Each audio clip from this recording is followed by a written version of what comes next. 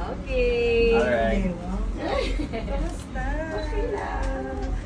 Parehas tayo ng hikaw. Oh, diba? Pero mas malaki sa'yo.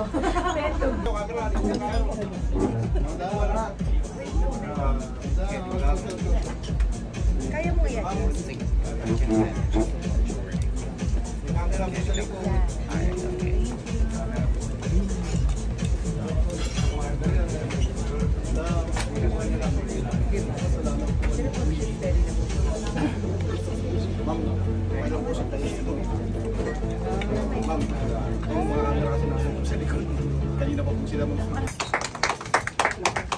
Siyempre, the best product deserves a best endorser. And now, let's request our distinguished guest, of course, after holding the product. And grabe. Very beautiful. Ang ganda ni Miss Marian. Okay. So now, can we request?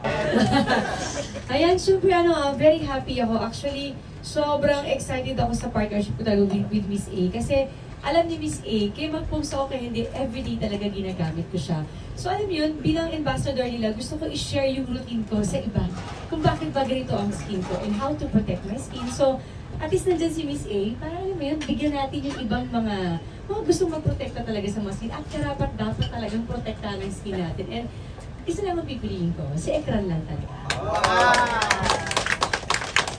Grabe, diba? That's the real endorser. Love. Ayun. Love every year, diba? Ay, ako hindi. I'm super in love. For a change. Breaking the rules, diba?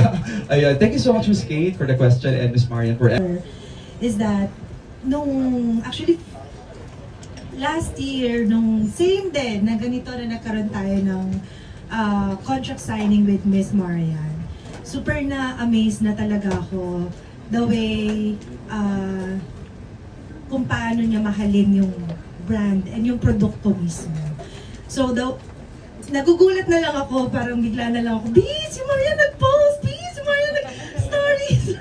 Ganun ako. As in, super happy ako every time na nakikita ko na, alam mo yun, kahit hindi mo sabihin, hindi mo pakiusapan, ginagawa niya. And super malaking bagay yun para sa amin. Tapos, parang na-inspire din talaga ako sa kanya. Kasi bilang, as a mom, sabi ko sa kanya kanina, grabe, super idol kita. Nakapag hatid ka na ba ng anak mo? Kasi yun yung routine niya eh. Every day, yun yung routine niya. Sabi ko sa iyo, alam ni Miss A. Good morning, Miss A. Yung stories niya na nag-a-apply siya ng ekran, alam ko maghahatid siya ng anak. Kapag hindi siya ang naghahatid sa kanila. And I saw also kung paano niya rin pinagamit, pinatry sa buong family niya yung ekran and also sa mga kaibigan niya because ang dami rin nagme-message po sa akin. And yun nga, ang maganda din sa ekran, since pwede siya pang buong family. So, hindi lang si Marian mismo, but yung mga kids, yung husband, lahat, buong pamilya pwedeng gamitin. And it's Marian Rivera, walang duda doon. Karinyo-rinyo naman talaga. Thank you po. Thank you, Miss Anna Macalas and Sir Rodel for the question. Every morning, bilang hindi ganun kadami yung time ko dahil pinapaligo ko yung kids and hinihatid ko sa school, dalawang bagay lang ang nilalagay ko sa mukha ko bago ko lumabas. Ekran and foundation or alam mo yung parang blush on something ng Kiko, yun okay na ako. Parang kunwari bagong gising na rosy cheeks ako. So blush lang ni Kiko and Ekran, solved na ako.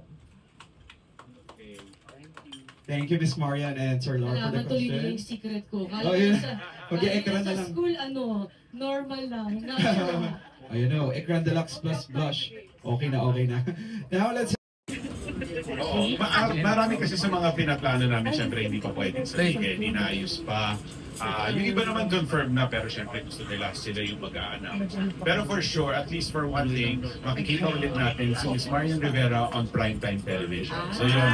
So another teleserye. Movie? Pero inayos.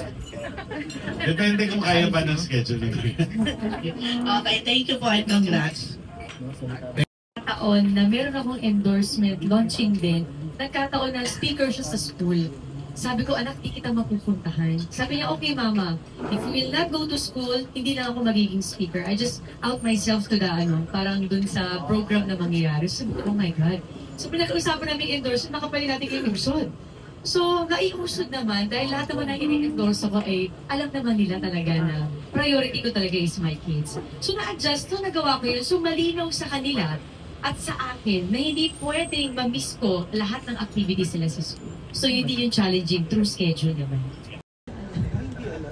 Alam nila kung anong trabaho namin, pero parang hindi naman, ayaw naman namin implement kung sino kami. At para sa amin, hindi naman mahalaga. Ang mahalaga sa amin ay yung mga brands na nagtitiwala sa amin, yung pagmamahal namin sa trabaho, at kung paano kami magulang para sa mga anak ko. Siguro bonus na lang kung may makita silang, Ma'am, I saw your billboard up there. Ganyan, okay, kamukha ko lang yan. So, alam mo yan, tinitignan lang namin as a joke, pero malinaw sa aming mag-asawa na hindi na kailangan malaman ng mga anak namin kung anong klase kaming mga artista. Basta ang sinasabi namin, marangal ang trabaho namin, proud kami sa trabaho namin. Dahil sa trabaho ito, nagkakilala kami. Dahil sa trabaho ito, nag-aaral kayo ng kapatid. So last na lang, kamusta yung recent Dubai trip? Recent? Dubai. Ay, ang saya. Para akong bumalik sa pagkabata. Kasi kaming apat lang na nag-travel noon. Tapos, lahat yata ng park pinuntahan na namin.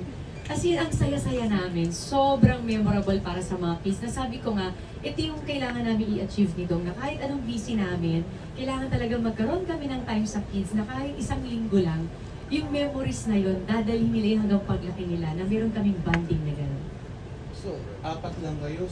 Palagi kaming apat lang pag umaalis. So, ikaw talaga nag-aasikaso? Gano'n na nga. Tumutulong din naman si Dong pag may gano'n na ako. Yeah, tumutulong naman asawa. Thank you. Thank you. Thank you, Sir Jojo. And Ngayon kapag may project na ibibigay sa'yo at may pulso ka doon na parang, gusto ko ulit itong gawin, parang doon ka magfo-focus. Kasi minsan kapag ang dami-dami mong gusto, minsan nawawala yung focus mo sa isang bagay na magandang dapat at pinagtutuunan mo ng pansin. So this time, ganyan ang gagawin ko. Pipili ako ng project ko, ano yung napupulsuan ko at ano yung may spark ako, yun yung gagawin ko. Congratulations. Thank you. thank you, Sir Mel. And now, let's... Minsan masaya kami na biglaan eh. Wala kang schedule, tara alis tayo. Ayan, may mga ganun kami. Tsaka yung mga bata ngayon pumapasok eh. So, pag may mga sem break yan, baka. Lugar na hindi nyo pa napupuntahan na gustong-gusto mong puntahan? Lugar? Actually, napuntahan na namin, pero gusto kong ibalik uli. Kasi gusto namin bisitahin yung tatay ko. Kasi hindi pa niya nakikita si Sixto. Si Zia lang yung nakita niya. So, baka kung mayroong pagkakataon na mukhang malabong naman. Pero yun yung siguro bibigyan ko ng chance na makapunta kami sa Spain. Ayun. Last question, Marian, medyo iba. Kung papipiliin ka, box office or best actress? Both. Thank you. Bawal mamili. Thank you. Congratulations. Thank you po. Injectable po siya. IV po ata yung nakapag-cause nung and baka maybe it's not FDA approved. So, ang alam ko po matagal nang pinagbawal dito sa atin yung mga injectables sa mga glutathione. So yeah, meron po naman na mga orals, supplements na pwedeng i-take na pang-alternate. Pero let's check lang din po muna if it's, una-una syempre if it's FDA approved, recommended ba yan. So, yun po. Kasi ngayon talaga sobrang dami pong mga nag-o-offer ng mga ganyan sa iba't ibang mga aesthetic clinics. Pero tayo as a consumer, we need to be meticulous. Tayo mismo, dapat meron tayong due diligence also kung okay ba yung clinic na pupuntahan natin. Kasi sarili natin yan, katawan natin yung tuturukan natin ng mga kung ano-ano, di ba? Pero ikaw ba, nagpapaturok ka ba? Turok? Hindi ako muna open sa ganyan.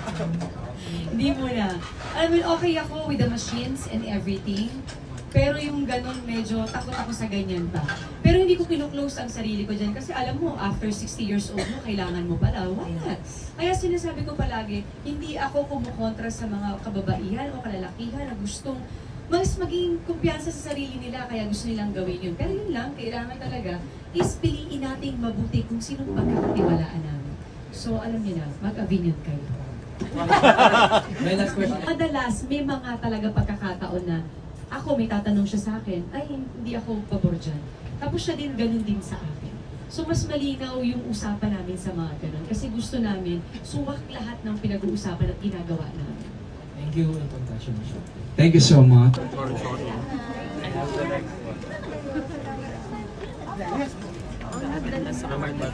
Kasi talagang God's will. Yung coach ni Zia sa Sweden, si Coach Angelo, wala pag-usapan namin na, Coach, ano ko yung may kilala ka bang church or whatever? Kasi gusto ko yung mga bata about Christ. Eh, yung Catholic, parang ko nagsimba kami, naantok sila, parang hindi sila maka-involve. Oo, so nagsasundays mo lang sila. Elite na ako eh. Sa Sunday, Ready? 1, 2, 3, go. I'm very excited na i-announce na party pa rin ako ng ekran. Kaya alam niyo na ang sikreto ni Marian. Oh, ang galing.